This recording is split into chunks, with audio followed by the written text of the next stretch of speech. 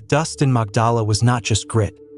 For Liana, it was the physical manifestation of the shame she carried, a fine, suffocating powder that settled on every surface of her life, including her very soul. It coated the few things she still owned, muffled the sounds of the street outside her small, shuttered room, and, most cruelly, clung to the corners of her eyes, making the world look perpetually hazy and bleached of joy. The shame she harbored was not a fresh wound, but a scar so deep it had restructured the landscape of her identity. It was a failure of trust, a monumental, youthful error involving a loan, a deception, and a choice made in desperation that had led not only to ruin but to the destruction of her family's name among the respectable merchants of the Galilee. She had lost her home, her betrothal, and, most devastatingly, the right to look anyone she loved directly in the face. Now, years later, she existed on the periphery, surviving on tasks that required silence and invisibility, trading what little talent she had for food, always ensuring she was gone before the dawn fully illuminated her features. People didn't openly stone her. They performed a quieter, more devastating violence. They simply looked through her, treating her air as if it were toxic. She was a ghost tethered to the earthly plane only by the agonizing memory of who she used to be. One stifling afternoon, the usual hum of the marketplace fractured. A new sound permeated the oppressive heat. A voice, clear and resonant, slicing through the air like a sudden, cool breeze. It was the voice of the rabbi from Nazareth, the one they called Yeshua or Jesus.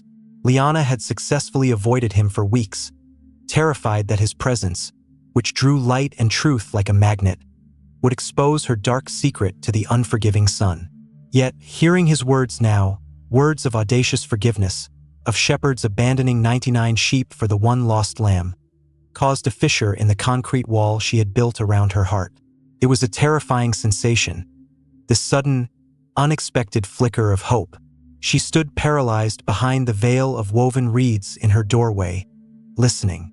He spoke of burdens and rest, of the heavy yoke that weighed down souls. Liana felt the physical weight of her shame, a leaden cloak pressing down on her shoulders, constricting her breathing. She knew the moment he arrived in town, she would be forced to make a decision. Remain entombed in her quiet despair, or risk the blinding pain of stepping into the light, potentially only to be rejected with greater force than ever before. The irony was bitter. The only thing she truly desired was absolution, and the only person who spoke of it was the one person whose gaze she feared most. The terror was overwhelming, because true confession meant not just articulating the mistake, but admitting the brokenness that lay beneath it, the deep, corrosive failure that defined her existence in the eyes of everyone she had disappointed.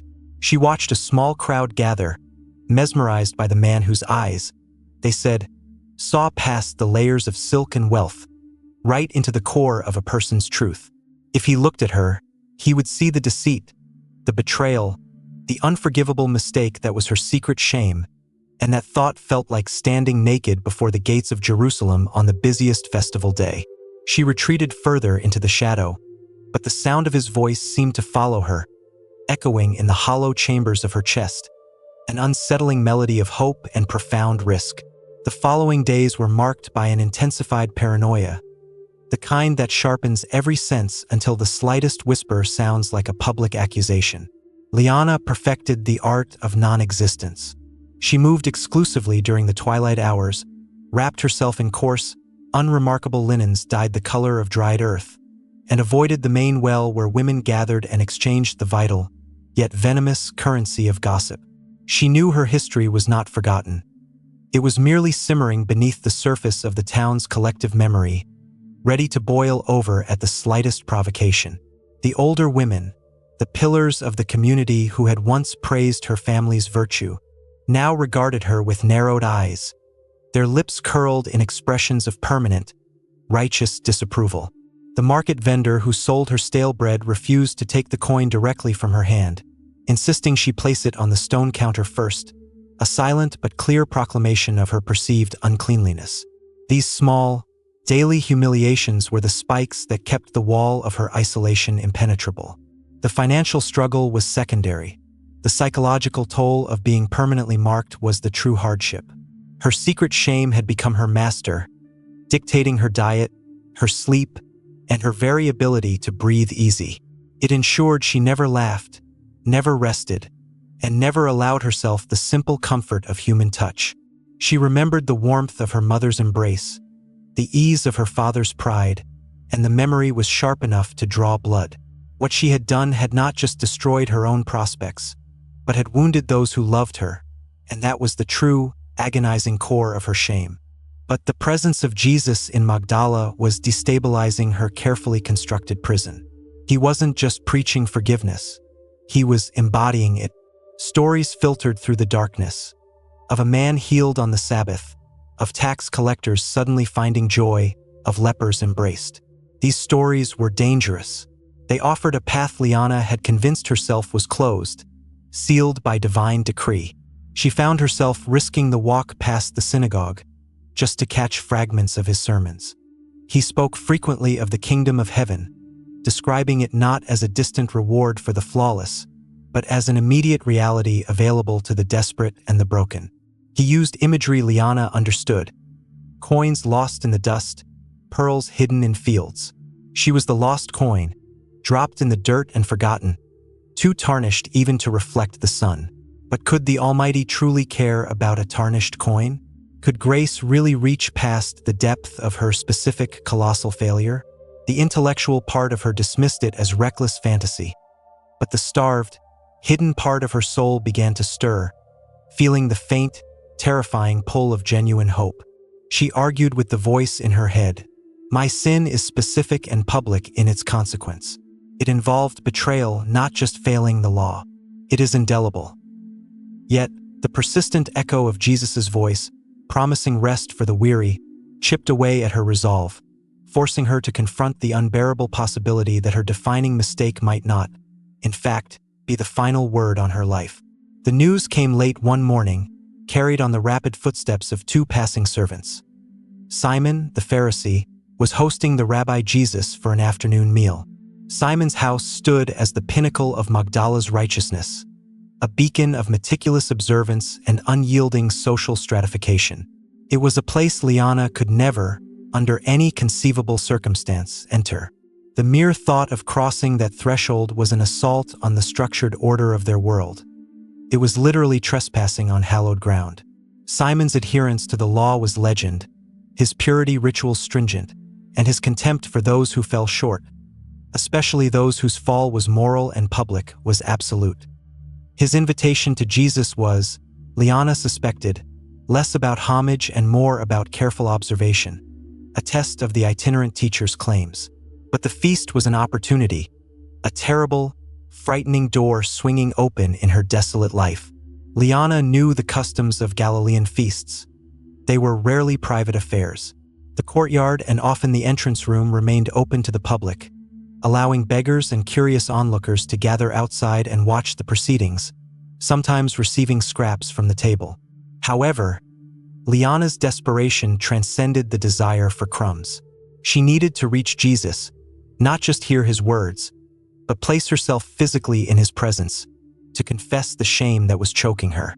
The idea formed in her mind with the terrifying certainty of fate. It was reckless, insane, and potentially ruinous, ensuring permanent banishment if she failed. Yet, the alternative, to remain encased in her slow, solitary death, was no longer bearable. She needed to confront the truth of his mercy or the finality of his rejection. If he, the one speaking of boundless love, turned her away, then there was truly no hope left in the world. The risk was absolute annihilation of her social self, but the potential reward was the salvation of her soul. This meal, hosted by the man who most represented the law that condemned her, became the unlikely stage for her confession. She spent the rest of the day in a feverish, agonizing preparation, not for a confrontation with Simon, but for the agonizing moment she would strip herself bare before the master. She thought about what she could bring. She had nothing of value left, nothing that hadn't been compromised by her failure, except one thing: a small, sealed alabaster jar, the only untouched remnant of her former life. It had been a gift, a wedding present before the engagement was shattered, containing the most expensive nard, a fragrant, potent oil imported from distant lands. She had held onto it, not for its value, but because it represented the untainted promise of her youth. Now, she realized, it was her final offering, the physical proxy for the life she had ruined. To smash that seal, to pour out that precious oil, was to pour out her last link to respectability and to fully surrender to the mercy she was about to beg for. It was a confession made tangible before she even uttered a word, signaling that she considered her own life, once contained and cherished, to be broken open and spilled out entirely at his feet. The alabaster jar felt cool and heavy in her hand, a fragile but powerful talisman against the overwhelming despair. It represented more than its market price. It was a vessel holding her past, her potential, and her final, desperate gamble. She knew with chilling certainty that once the seal was broken, there would be no going back. The fragrance of pure nard was potent and enduring. It would permeate the atmosphere of Simon's house, marking the room, the host, the guests, and above all, her. It would be an unforgettable, unavoidable public declaration. As dusk approached, painting the sky over Magdala in hues of bruised purple and dying gold, Liana wrapped the jar carefully in a shawl and began the slow, torturous walk towards Simon's lavish home. Every muscle in her body screamed in protest, urged her to turn back to the quiet safety of her shadowed room. The air felt thick with condemnation, not just from the unseen neighbors, but from the oppressive weight of her own judgment. She rehearsed the words of confession in her mind, attempting to distill the vastness of her guilt into a few coherent, remorseful phrases, but the words withered on her tongue. How could she explain the confluence of fear, ambition, and youthful arrogance that had led to her betrayal? How could she articulate the agonizing years of regret? She realized then that the confession she needed to make was beyond language. It had to be an act, a total surrender of dignity and possession. The shame had taught her to be rigid, proud in her despair, unwilling to stoop. But grace, she sensed, demanded utter lowliness. She arrived near Simon's gate, hiding in the shadows of an olive tree, watching the light spill from the open doorway. The servants, busy and distracted, ushered in guests of high standing, men with meticulous beards and spotless robes, their conversations punctuated by the self-satisfied laughter of the secure. Jesus was already reclining at the low table, the central figure in the gathering, yet seemingly detached from the formality surrounding him. His presence radiated a stillness, an unexpected calm in the midst of the Pharisaical scrutiny. Liana watched him receive the obligatory welcome or lack thereof. She noted grimly, seeing the casual, almost dismissive way Simon treated his distinguished guest. The absence of water for his feet, the omission of the traditional kiss of greeting. These were small signs, but to Liana, they spoke volumes about the critical distance Simon maintained. It was this small observation, this detail of Simon's meager hospitality, that provided Liana with a strange, sudden burst of courage. The Pharisee was treating the light of the world with less respect than a common acquaintance, while Liana, the acknowledged sinner, felt an overwhelming, soul-deep reverence. The disparity was stark. She had no right to be there, but perhaps her very presence, her undeniable brokenness, was more honest than the false perfection displayed within those meticulously clean walls. Clenching the jar, she took a shaky breath, whispering a silent, desperate prayer for strength, and stepped out of the protective darkness toward the illuminated, terrifying entrance. The transition from the cool, silent street into the warm, scented, cacophonous hall of Simon's house was a sensory shock that nearly halted Liana in her tracks. The air was thick with the aroma of roasted lamb, fine wine, and expensive frankincense, the smells of wealth and security. The voices were loud, confident, discussing matters of scripture and commerce. Liana moved like a shadow along the edge of the room, her eyes fixed only on the place where Jesus reclined. She felt 1,000 eyes burning into her back, even though she knew most of the guests were too focused on their discourse and their meal to notice the insignificant woman slipping in. But the servants, they noticed. Their faces registered immediate recognition and sharp disapproval. They knew her story, or at least the version of it that was sufficient for social condemnation. A silent, frantic argument passed between her and their stares. She doesn't belong here. How dare she defile this house? Yet, her gaze was so intensely focused on Jesus that she filtered out the rest of the world. He was reclined, his sandals removed, his feet still dusty from the roads, as no servant had performed the customary washing, pointing slightly toward the center of the room. This proximity to the ground, to the dust of humanity, felt immediately right to Liana. She understood that a king who stood too high might not hear a whisper from the dust, but this man lay low. As she navigated the few perilous steps toward the couch, the alabaster jar felt enormous in her trembling hands. The room began to spin, the laughter of the guests sounding hollow and mocking. This was the point of no return. She was committing a social sacrilege, interrupting a holy meal, and exposing her most profound vulnerability. Her shame, which had been a private burden, was about to become a public spectacle. She reached the edge of the low couch where Jesus rested, dropping to her knees, unable to speak, unable to look up. The words of confession, so carefully rehearsed, dissolved into a choking knot in her throat. The sight of his feet, still bearing the fine silt of the journey, unexpectedly broke her. They were the feet that had walked the dusty paths to bring the message of forgiveness, and they were resting in a house where the host was too arrogant to offer simple hospitality. The enormity of his labor, contrasted with the immense poverty of her own offering, overwhelmed her. And here, in this moment of peak tension, as Liana prepared to break the seal on her past, I must ask you, when you have faced a moment of crippling shame or unforgivable failure in your own life, what was the hardest part?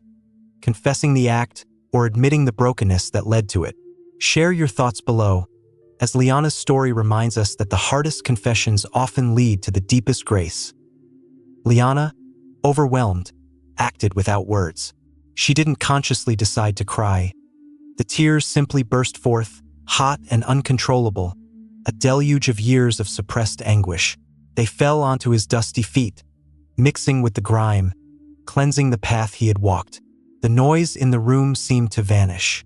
There was only the sound of her own ragged breath and the silent, profound confession pouring from her eyes. The tears, once started, could not be stopped. They flowed down her cheeks, soaking his feet, washing away the miles of Galilean dust. It was the most intimate, humiliating, and honest moment of Liana's life. She was weeping not just for the shame of her specific failure, but for the universal human burden of imperfection, for the agony of self-hatred she had borne in isolation. The silent confession of tears was far more potent than any carefully phrased apology. She realized the tears themselves were the confession. They admitted the pain, the regret, the utter inability to fix herself. Then, in a spontaneous reflex driven by the need to dry the sacred ground her tears had touched, she unbraided her long hair. Her hair was one of the few physical attributes she had been able to maintain, usually kept tightly bound as a sign of modesty and constraint, a subtle, desperate effort to cling to the appearance of respectability. Now, she loosed it, letting the long strands tumble down, sweeping away the water and dust from his heels. This action, unveiling her hair in public, was a transgression almost as profound as entering the house uninvited. It was the ultimate act of humility, reducing herself to the role of a slave, a servant whose only tool was her own self. And finally, she broke the alabaster jar. The sound was soft, a delicate, muffled crack that nonetheless resonated in the suddenly hushed room. The nard, potent and sweet, burst forth, filling the dining hall instantly.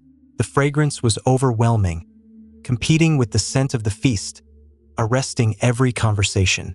It was a fragrance of extravagant love, of wealth completely surrendered. She poured the thick, costly liquid onto his feet, massaging it in with her hands, then her hair, anointing him in a spontaneous, overflowing act of devotion. She did not dare look at his face. Her entire world existed within the small perimeter of his feet. She waited, heart hammering against her ribs, for the inevitable moment when he would pull back, pronounce her unclean, and send her away, solidifying her eternal damnation. But Jesus remained utterly still. He allowed the tears, the hair, the perfume, the shame, and the devotion to wash over him. The true drama, however, was playing out across the table, inside the mind of the host, Simon the Pharisee. Simon had frozen, his fork halfway to his mouth. His face, usually a mask of calm piety, tightened into an expression of profound, offended disgust. He did not speak, but his thoughts were screaming. If this man were a prophet, he would know who and what sort of woman this is who is touching him, for she is a sinner. Simon's judgment was swift, absolute, and purely based on external labels. He saw only the definition Liana's past had imposed upon her, the public label of sinner, and he saw Jesus' tolerance of her as an unforgivable failure of discernment, a stain on his claim to spiritual authority. Simon did not see the tears of confession or the love poured out in the oil. He saw only contamination and the violation of ritual purity. He was watching Liana's actions, but he was judging Jesus. This internal condemnation, this rigid adherence to the boundaries of the law, was louder in the silent room than any verbal protest could have been, and Liana felt the psychic weight of it pressing down on her even as she completed her offering.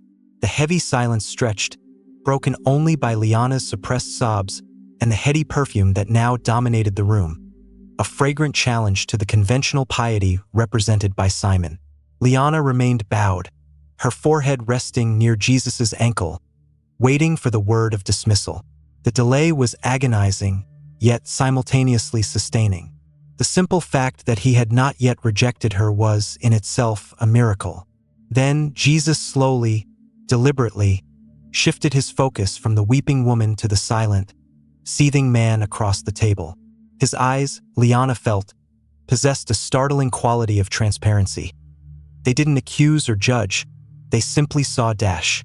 He spoke, but not to Liana. His voice was gentle, conversational, addressed entirely to Simon. "Simon, I have something to say to you." Simon, startled by the sudden direct address, replied with practiced politeness, "Speak, teacher." This moment was the pivot. Jesus was not defending himself against Simon's internal condemnation. He was challenging the foundation of that condemnation. He did not deny that Liana was a sinner, but he redefined what that status meant in the context of debt and forgiveness. Jesus began a short story, a simple, elegant parable designed to puncture Simon's self-righteousness. There was a certain moneylender who had two debtors. One owed him 500 denarii, and the other owed him 50. When they could not pay, he generously forgave them both. "Tell me, therefore, which of them will love him more?" The question hung in the perfumed air. Liana, listening intently from the floor, understood immediately. The denarii represented the debt of sin, the weight of their failures before the divine. Simon, the meticulous observer of the law, believed his debt was the small one, 50 denarii, a few minor transgressions easily remedied by ritual purification and good deeds. Liana knew her debt was the 500 denarii, the colossal, unforgivable failure that had ruined her life and defined her existence. It was the vast, insurmountable sum that required complete annihilation of self to even address. Simon, trapped by the public setting and the logical structure of the parable, was forced to acknowledge the obvious truth. "I suppose," Simon responded stiffly, "the one whom he forgave more." His answer was mathematically correct, but spiritually deficient. Liana felt a shudder of fear, realizing that the answer applied directly to her. She was the one who owed everything, which meant she was the one who would love extravagantly. The parable did not absolve her of the debt.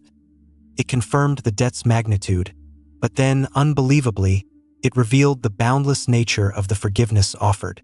It was a complete reversal of the world's judgment. Simon saw her large sin as a barrier to God. Jesus presented her large sin as a catalyst for large love. The vastness of her shame was suddenly the measure of the grace available to her, a revolutionary concept that dismantled the entire Pharisaic worldview based on careful balance and limited infraction. Liana waited for the final judgment, recognizing that the parable was merely the prelude to the definitive comparison that would follow. Jesus then turned his body slightly, his gaze moving back to the prostrate woman. but his words remained directed toward the rigid, judgmental face of Simon.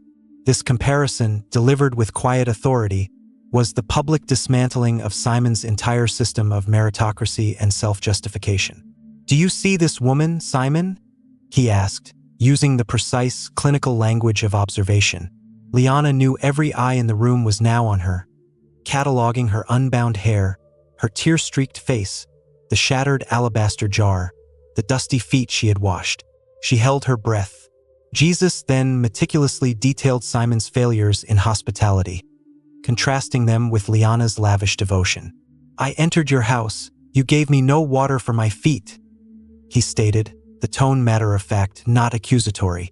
"But she has washed my feet with her tears and wiped them with the hair of her head. You gave me no kiss. But this woman, since the time I came in, has not ceased to kiss my feet. You did not anoint my head with oil, but this woman has anointed my feet with fragrant oil." The catalog of omissions was a devastating critique of Simon's spiritual lukewarmness. Simon had fulfilled the letter of the law by inviting the rabbi, but he had failed the spirit of love and hospitality. His actions were sterile, his heart calculating. Liana, the woman condemned by the law, had spontaneously performed acts of devotion that transcended ritual obligation. Her love was not measured. It was extravagant, overflowing, and completely reckless. Jesus concluded the comparison with a stunning pronouncement, turning her shame into a crown of honor. "Therefore I tell you, her sins, which are many, are forgiven, for she loved much. But he who is forgiven little, loves little." The implication was a spiritual earthquake. Liana was not being forgiven because she loved much. She loved much because she was about to be forgiven much. Her incredible outpouring of devotion was the fruit, not the root of her salvation. The vastness of her sin became the proof of the immensity of God's grace. For Liana, the words were not just an intellectual concept. They were physical relief. The lead cloak of shame that had pressed her down for years lifted instantaneously. She felt light, untethered, completely, terrifyingly free. The air rushed back into her lungs. She was no longer the definition of her failure. She was defined by the grace that had swallowed that failure whole. Simon and the other guests, however, were left reeling. The shift in theological perspective was too radical. They began to mutter among themselves, their piety deeply offended. "Who is this who even forgives sins?" They understood that Jesus was claiming a power that belonged only to God. They understood the legal stakes perfectly, but they missed the spiritual reality unfolding at their feet. Liana, kneeling there, knew the difference. She had confessed her shame and received, not condemnation, but an unbearable, overwhelming acceptance. The muttering of the guests faded into an irrelevant background hum. Their legalistic debates and theological outrage could not penetrate the sacred space that had just opened between the master and the woman at his feet. They questioned his authority, but Liana had just experienced the undeniable reality of it. The forgiveness was not a spoken promise of future absolution. It was a present, immediate reality. Jesus, ignoring the rising dissent, focused his attention entirely on Liana. He did not use the parable form this time. He used the language of direct, transformative grace. He lifted her gaze with the quiet power of his eyes that had seen the deepest recesses of her shame and had judged her worthy of healing. He spoke the words that silenced the decades of torment, the words that redefined her existence from that moment forward. "Your sins are forgiven." It was a definitive statement, delivered not as a request, but as a decree. Liana felt a profound physical change, as if her internal organs, long constricted by fear and self-loathing, had finally relaxed. The tightness around her chest dissolved. The constant, low thrum of anxiety that had been her companion since the day she failed vanished. But Jesus was not finished. He needed to address the foundational issue that had driven her to this extreme act of confession, the terror of her own salvation. He added the final, ultimate confirmation that severed the chains of her internal anguish. "Your faith has saved you. Go in peace. Go in peace." Liana, who had known no true peace since she was a girl, realized that the forgiveness had been granted, but the salvation was rooted in the desperate courage she had shown in approaching him, in her absolute belief that his mercy could, against all evidence, overcome her massive failure. Her shame had driven her to faith, and her faith had brought her healing.